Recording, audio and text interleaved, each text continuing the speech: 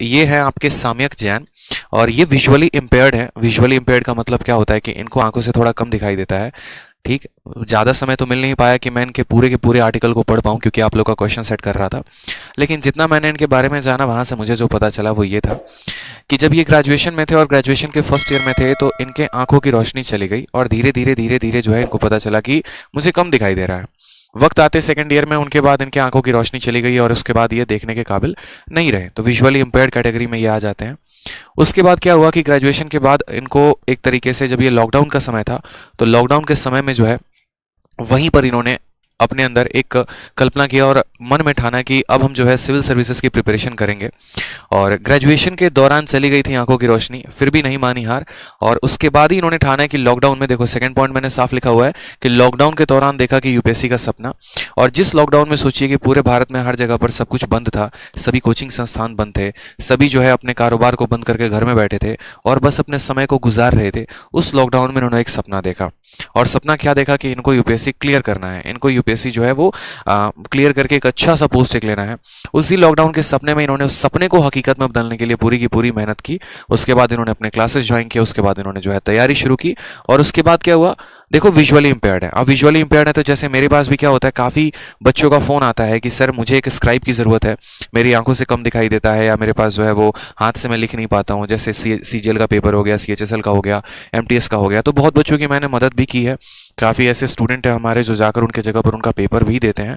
उसी तरीके से जैसे ये विजुअली इम्पेयर्ड थे, तो इनके जगह पर इनकी माता जी ने, मतलब ये स्टोरी इतनी खास क्यों बन जाती है, क्योंकि इनकी जगह पर इनके मम्मी ने इनका प्री का पेपर दिया और इनके जगह पर इनके दोस्त ने इनका मेंस का पेपर लिखा, जो कि थर्ड पॉइंट है आपके सामने है कि प्रीलिम्स में माँ और मेंस में दोस्त ने लिखा था पेपर। और उसके बाद ठीक है, उतना पेपर देने के बाद इनका जो ऑल इंडिया रैंक आया वो आया 7 यूपीएससी के एग्जामिनेशन में। ठीक है, तो यहाँ पर साफ तौर पे लिखा हुआ है कि he needed a writer to write exam which was his mother, he cleared UPSC in his second attempt. और ये जो है एक बहुत ही खूबसूरत स्टोरी रही इनकी। ठीक है, मतलब आप सोचिए कि आप माँ को कितना कमज़ोर समझते हैं, लेकिन एक माँ ऐसी होती है ना जो अपने बच्चे का अपने मरते दम तक जो है वो उसका साथ देती है। जो दुनिया में माँ कर सकती है वो उसके अलावा कोई नहीं कर सकता। ठीक है, माँ अगर अनपढ़ भी है ना तो भी अपने बच्चे के लिए पढ़ना शुरू कर देगी, माँ को कुछ नहीं भी आता ना तो अपने बच्चे के लिए सब कुछ करना शुरू कर देगी। तो यहाँ पर इनको जो सपोर्ट मिला वो अपने दोस्तों का मिला, अपने माँ बाप का मिला, अपने परिवार का मिला, सबका मिला। और आज उस सपोर्ट के कारण यहाँ पर ये ऑल इंडिया रैंक 7 जो है ये यहाँ पर लेकर आ पाए हैं। तो ये एक छोटी सी स्टोरी थी साम्यक जैन की, और मुझे लगता है ये स्टोरी तो छोटी है लेकिन इससे जो मोटिवेशन है वो कई गुना ज़्यादा बड़ा है। ये एक सक्सेस की स्टोरी है, और सक्सेस की स्टोरी नहीं होती है, गाथाएं होती हैं जो जुगों जुगांतर तक सुनाई जाती है।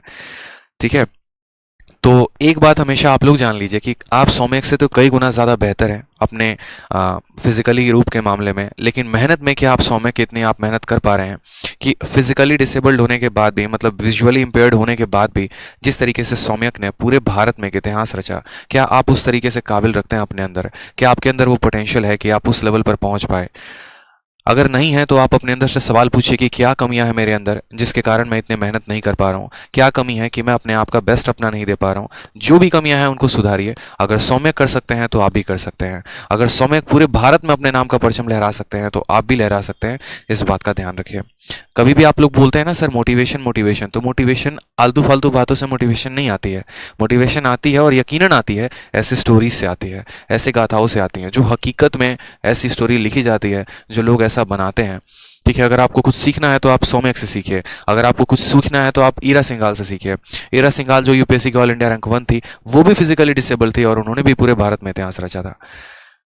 ठीक है।